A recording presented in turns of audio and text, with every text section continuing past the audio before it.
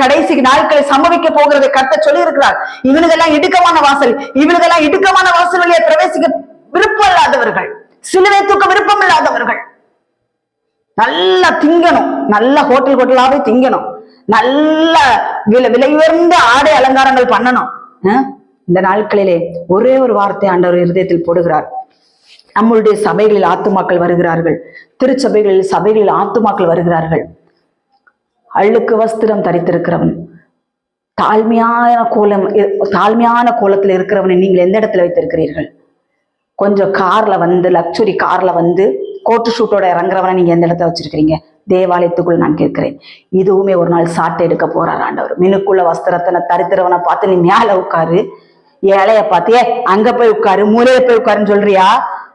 நீயுமே ஒரு விதத்துல கள்ள ஊழியக்காரன் தான். ஒருவேளை உன்னுடைய சபைக்கு ரோட்டோ